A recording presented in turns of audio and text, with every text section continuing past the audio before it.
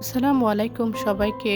কাছে দূরে যে যেখান থেকে আমার ভিডিওটি দেখছেন সবার সুস্থতা কামনায় আমি আসমাস লাইফস্টাইলে আরও একটি নতুন ভিডিও দেখার জন্য স্বাগত জানিয়ে শুরু করছি আমার আজকের ভিডিওটি শুরু করেছি আমার বাবার বাড়ি থেকে।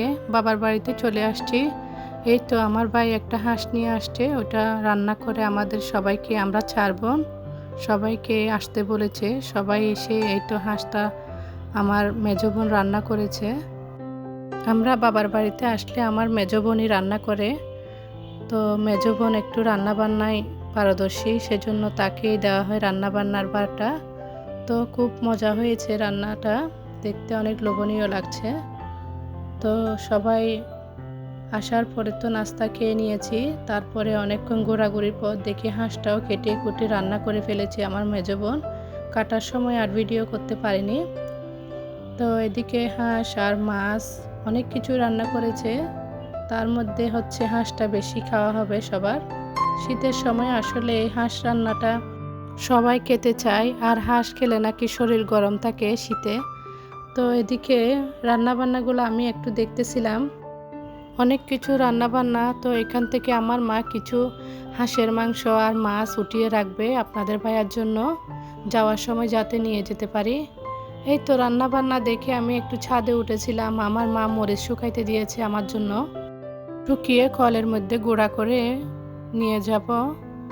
এই যে কিনা মরিচগুলো খেতে পারি না, অনেক জাল হয়। এই তো এই গাড়িটা হচ্ছে আমার ভাইয়ের, ইট বালি সিমেন্টের ব্যবসা করে। আমাদের বাড়ির চারপাশটাও অনেক সুন্দর। তো নিচে কাজ চলতেছে, সেজন্য আমি ভালোভাবে দেখাইতে পারিনি। আমাদের বাড়ির আশেপাশে অনেক বড় জায়গা, হাঁটাহাঁটি করতে পারি।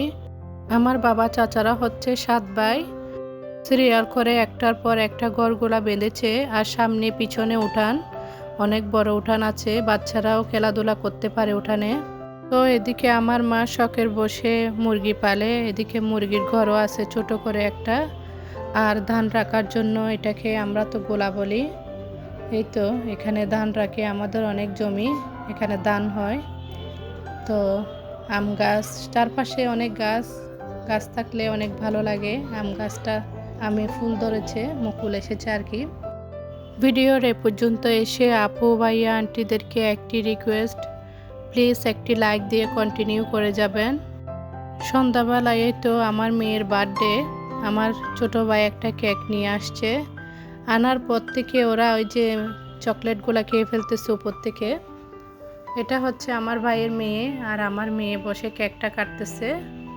আর আমার ভাইয়ের ছেলেও আছে, ও একটু রাগ করতেছে, ওদেরকে দিয়ে কাটাচ্ছিলাম, ও কাটতে চাচ্ছে, সেজন্য। বাচ্চা মানুষ এগুলো তো করবেই।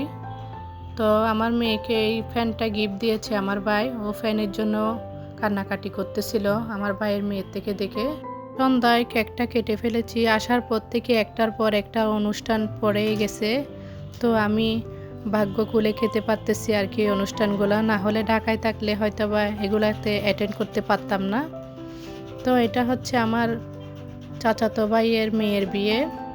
আর শীতের সময় মনে হয় এরকম অনুষ্ঠান দাওয়াত বেশি পড়ে। আমার মেয়ে আর আমার কাজিনদের মেয়ে, তো এগুলা নাচানাচি করতেছে একসাথে স্টেজে। তো আমার মেয়ে তো এরকম বিয়ের অনুষ্ঠান দেখেনি, সেজন্য সে একটু বেশি এনজয় করতেছে। তো এখানে নাচ হবে, গান হবে। নাচ গান হওয়ার আগে বাচ্চারা একটু নাচানাচি করতেছে, ওদেরকে সুযোগ দেওয়া হয়েছে।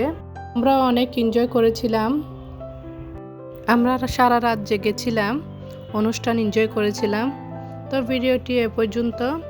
আল্লাহ হাফেজ।